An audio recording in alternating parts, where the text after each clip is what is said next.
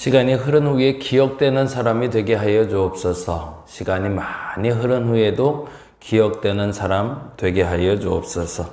사람들의 이름들이 기록되어질 때 그 이름이 좋은 기억으로 기억되게 하여 주시옵소서.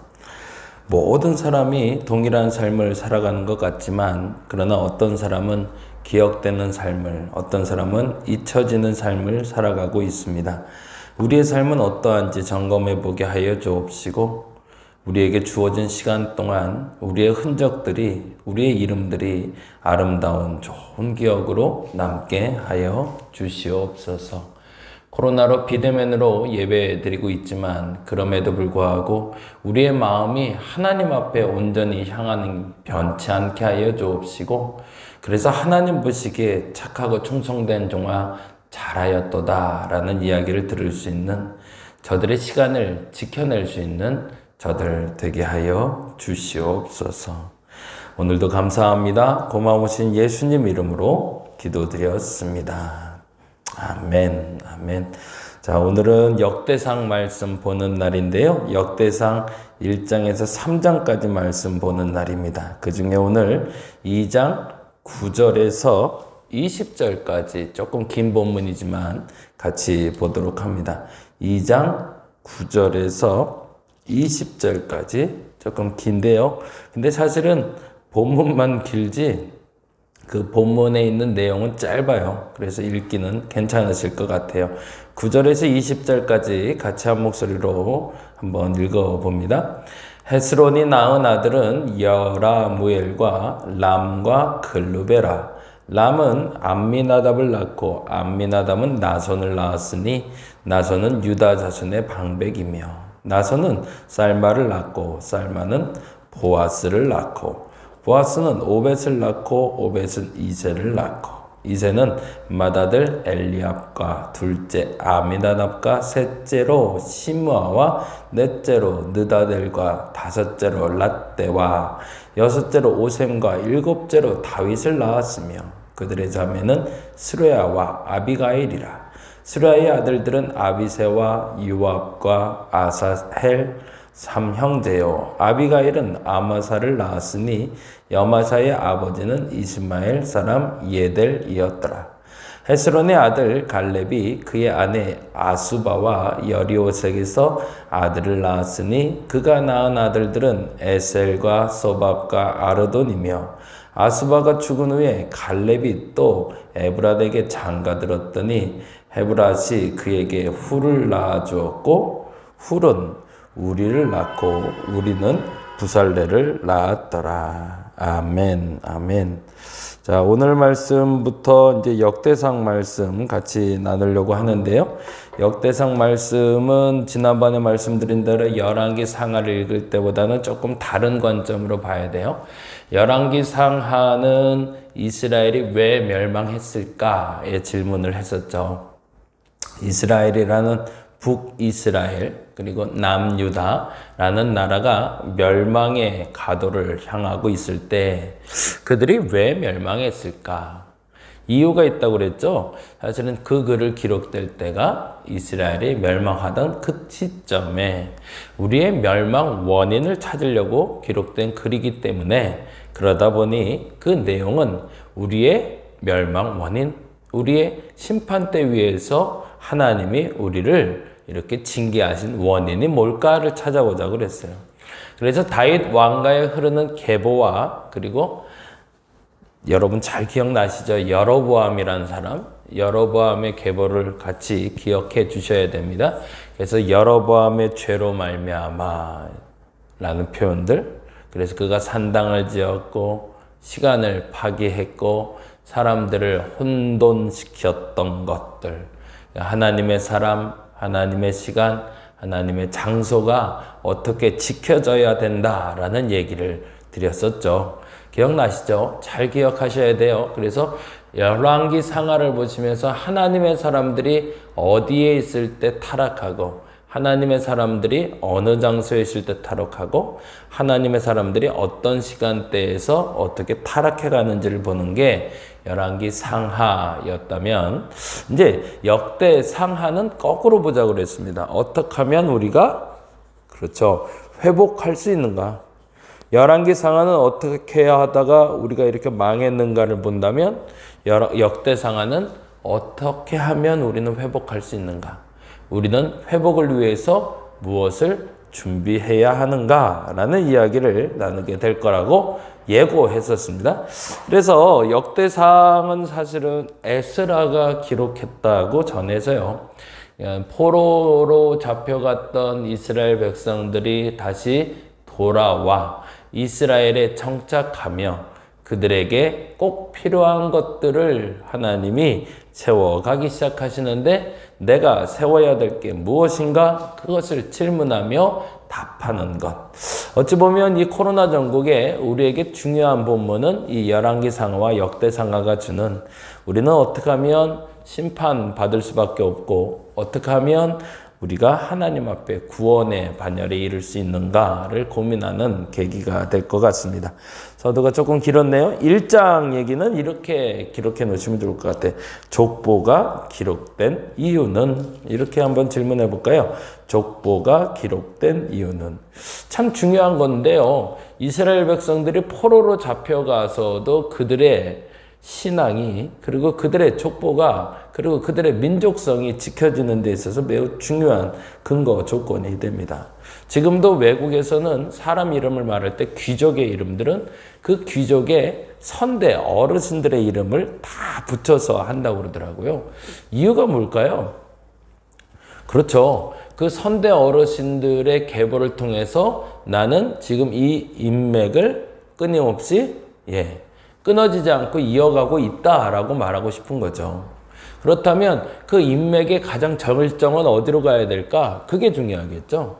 누구의 자손이다라고 말하는 우리의 족보에도 그렇잖아요. 우리 38대 손 선생님께서는 우리 조상께서는 이라고 이야기하는 이유가 뭐죠? 그렇죠. 그 사람들이 한 행위가 다른 사람들보다 더 나은 기억으로 남아있던 정점에 있었던 뭐 정승을 했고 판사를 냈고 뭐 이런 사람들 정치가를 냈고 이런 사람들의 기록이 내 흔적에 남아 기억되고 있더라. 그래서 김구 선생의 자손이다. 안중근 선생의 자손이다. 뭐 이승만의 자손이다. 뭐 이런 식의 어떤 기준을 정해놓고 그 사람의 계보를 잇고 있는 나를 설명하고 싶은 거죠. 역대상 1장의 족보의 기록의 이유는 그래서 두 가지입니다. 첫째는 아까 말한 대로 기억하기 위해서입니다. 그러면 우리의 시작은 누군가? 그래서 1장 1절에 누가 나오고 있죠? 한번 볼까요? 1장 1절. 그렇죠. 아담이 나오네요. 아, 하나님이 첫 번째 만든 사람 아담. 그 사람이 우리의 조상이다 라고 얘기하는 거죠. 그건 뭐예요? 하나님과 직간접적으로 우리는 관계되어 있다라는 거죠. 그리고 나서 1절부터 27절까지는 아브라함까지 연결이 됩니다. 그리고 아브라함에 보면 이제는 갈래가 생기잖아요. 이스라엘 민족도 생겼지만 이스라엘 민족들과 계파들이 생기기 시작하는데 그 계파를 설명하고 있는 게 28절부터 30절까지 이스마엘의 자손들. 그리고 34절부터 42절까지는 에서의 자손들. 그리고 43절부터 54절까지는 에서의 자손들이 에돔 땅에서 어떤 왕들을 형성하게 됐는지를 설명하고 있습니다. 근데 더 중요한 것이 있어요. 지금 일단은 이 부분은 보고 갈게요. 1절부터 27절까지 아브라함의 자손을 얘기하면서 끊어지지 않는 계보가 하나 있더라. 그런데 끊어진 계보도 있더라는 거죠. 그게 바로 이스마엘, 그리고 에서, 그리고 에돔 땅의 왕들을 이렇게 된 거죠. 그렇죠? 그러니까 아담 때부터 아브라함 때까지 끊어지지 않는 자손들이 있는데 그 자손은 2장 1절에서 다시 연결될 거고 끊어진 자손들이 있는데 이스마엘 그리고 에서. 그렇게 하면서 유다의 계보가 끊어지지 않고 하나님의 사람 아담으로부터 아브라함을 거쳐 지금 여기까지 오고 있다라고 설명하는 게 역대상 1장 이야기가 됩니다.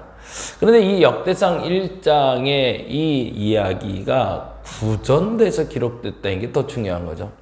이 이름들을 사람들에게 암송시키면서 스스로의 정체성을 잃지 않도록 이스라엘 백성들이 아이들에게 구전으로 전승했다는 게 참 의미가 있습니다. 하나의 신앙이 세워져서 그 신앙이 무너지지 않고 버텨낼 수 있는 힘은 4대까지가 아니어야 됩니다. 그 다음 따로 연결될 수 있어야 되죠. 근데 연결되기 위해서 무엇이 필요할까? 그 선대 어르신의 아름다운 신앙의 흔적이 필요하겠죠.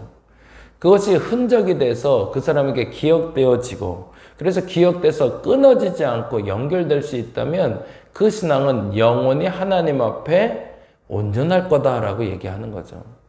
저와 여러분의 자손들에게, 그리고 저와 여러분의 신앙이 그러하기를 원합니다. 아름다운 흔적이 남았으면 좋겠어요. 기억되고 싶은 아름다운 흔적들. 그래서 1장은 족보가 기억된 이유는 왜 끊어졌을까? 왜 이어지고 있을까? 이 질문을 가지고 보시면 훨씬 흥미롭고 재미나게 1장을 볼 수 있을 것 같습니다. 2장은요. 이스라엘의 아들들은 이렇게 하시면 될 것 같아요. 아까 말씀드린 대로 1장은 아담부터 아브라함까지를 설명하며 끊어진 자손들에 대해서 이야기했다면 2장부터는 아담부터 아브라함에서 이어지는 끊어지지 않은 자손들, 이스라엘, 곧 야곱의 자손들을 얘기하고 있네요. 에서는 어디 있었을까요? 그렇죠. 34절에 에서는 이미 나왔고요.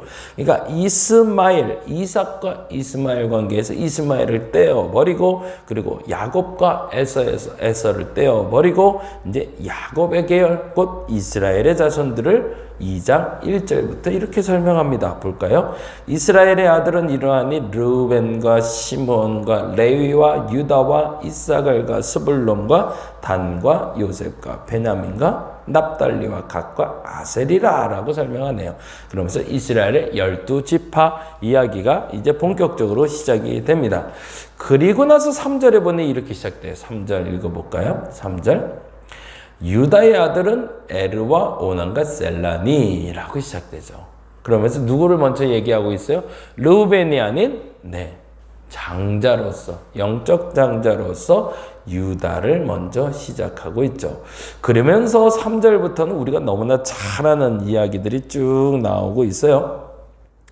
그 얘기는 이제 조금 이따 다루기로 하고요. 3장 이야기 이렇게 했어요.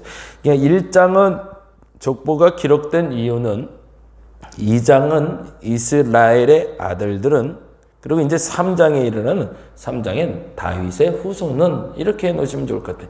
다윗의 후손은. 다윗의 후손은 어떤 사람들일까요? 네, 일반적으로 왕들이죠. 그 왕들에 대해서 기록될 때 3장 1절에서 9절까지는 다윗의 소생들에 대해서, 다윗의 자손들에서 어떤 아내들과 어떤 아이들이 나왔는지를 설명한다면 10절부터는 솔로몬으로부터 시작된 아이들, 곧 왕들에 대한 이야기가 쭉 기록돼요. 그래서 3장 마무리까지 가면서 포로기까지 이어졌던 다윗 왕가에 대해서 이야기하는 것이 3장입니다. 그래서 3장은 다윗의 후손들은 이라고 해놓고서 1장부터 9절까지 자녀의 아들, 그리고 유다 왕조에 대해서 어떻게 기록되고 있는지, 열왕기 상하, 역대 상하를 보면서 등장하는 인물들이 어디에 숨어 있는지를 찾으시면 도움이 될 것 같아요. 오늘은 이 얘기를 조금 더 해야 될 것 같아서 2장으로 넘어가는데요. 2장에 여러분이 잘 아는 인물이 나오죠. 유다의 아들은 3절에 유다의 아들은 에르와 오난과 셀라다 라고 얘기하고, 에르와 오난과 셀라에 대해서 이렇게 설명하고 있습니다. 3절입니다. 유다의 아들은 에르와 오난과 셀라니 이 세 사람은 가나안 사람 수아의 딸이 유다에게서 낳아준 자요, 유다의 맏아들 에르는 여호와 보시기에 악함으로 여호와께서 죽이셨고, 유다의 며느리 다말이라고 나오네요. 아, 그렇네요.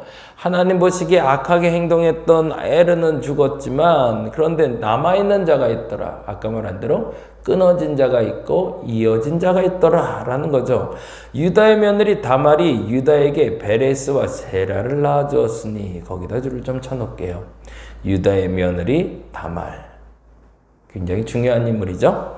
끊어진 계보를 이은 여인이 있었으니 그 여인이 다말이다. 그리고 다말은 베레스와 세라를 낳았는데 우리는 단지 베레스와 세라를 낳았다는 것까지 창세기에서 보았어요. 그런데 이 베레스의 가정 중에 아주 중요한 단어가 나오더라라는 거죠. 그러면서 5절에 이렇게 합니다. 베레스의 아들은 헤스론과 하몰이요. 거기에 헤스론의 동그라미 해주세요. 이 사람이 중요해서 그래요. 베레스의 아들 등에 수많은 중요한 인물들이 나오는데 그 중에 헤스론이라는 아들이 그 계보를 이어가고 있습니다. 그래서 이 헤스론의 아들에 대해서 9절부터 이렇게 설명하는데 9절 볼까요? 헤스론이 낳은 아들은 여라무엘과 람과 글루베라. 첫째가 람, 그리고 둘째가 여라무엘, 셋째가 글루베. 이렇게 연결되네요. 그래서 이 셋이 어떻게 연결되고 있는지 한번 좀 볼게요.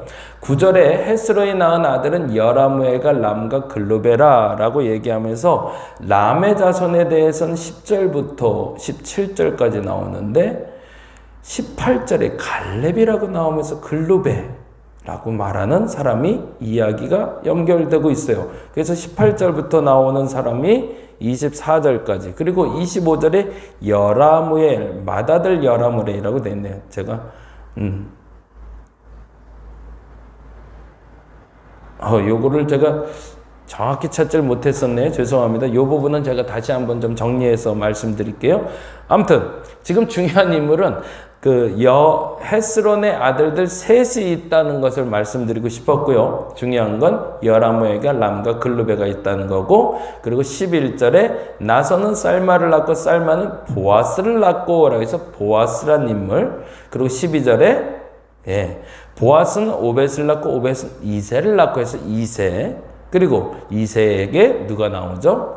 그렇죠. 15절에 보니 6절에 오셈과 7절에 다윗을 낳았다고 그래서 다윗까지 이어지고 있는 계보, 그게 첫 번째 계보라면 지금 중요한 계보 중에 지금 말씀드리고 싶었던 건 20절입니다. 20절 말씀 볼게요. 훌은 우리를 낳고 우리는 부살레를 낳았더라. 제가 헤스론의 자녀들은 다시 한번 정리해서 말씀드릴게요. 제가 미처 보지 못한 부분을 제가 지금 보게 돼서 그 부분은 조금 있다가 한번 더 고민해보고 그리고 며칠 후에 좀 정리되는 대로 말씀드리겠습니다. 오늘 중요한 일문만 볼게요. 유다는 다말에게서 베레스와 세라를 낳았고 베레스는 헤스론을 낳았고 헤스론은 보아스를 낳았고 보아스를 통해서 이새가 나왔고 이새를 통해서 다윗이 나왔다라고 첫 번째 계보. 이게 첫 번째 중요하고 두 번째로 중요한 인물이 나오는데 헤스론의 아이 중에 훌이 있었고 훌은 우리를 낳고 우리는 부살레를 낳았더라라고 기록하고 있어요. 오늘 이 2장에서 제일 중요한 인물로 다뤄지는 건 헤스론이 낳은 자녀들 중에 다윗과 부살렐의 연결점입니다. 부살렐은 누굴까요? 그렇죠. 여러분이 잘 아는 대로 성막을 지은 사람이고요. 다윗은요, 왕가를 만든 사람이죠. 곧 지금 역대상을 읽으면서 우리가 제일 중요하게 생각해야 될 두 가지를 이룬 사람들을 말하고 있는 거예요. 첫째는 다윗을 통해서 왕가, 하나님의 나라가 어떻게 일어나는가. 그리고 부살렐을 통해서 하나님의 성소가 어떻게 만들어지는가를 우리에게 설명하고 있습니다. 오늘 본문을 묵상하면서는 두 가지를 묵상하면 좋겠습니다. 첫째는 끊어진 사람들은 왜 끊어졌으며 이어진 사람들은 왜 이어졌을까? 나는 하나님께 끊어질 가능성을 가진 사람인가? 이어질 가능성을 가진 사람인가? 그 질문과 그 묵상을 통해 답을 찾을 수 있는 오늘 한날 되시기를 간절히 바랍니다. 기도하겠습니다. 우리에게 하나님이 기억의 흔적을 주시고 좋은 기억의 흔적을 연결하여 아름다운 후손에게 연결되게 하셨는데 우리는 그 흔적을 잃어버릴 때가 너무나 많은 것 같습니다. 나는 끊어질 사람인가? 이어질 사람인가? 오늘 한날 묵상하며 이어질 사람의 그 기준을 정할 수 있는 한날 되게 하여 주시옵소서.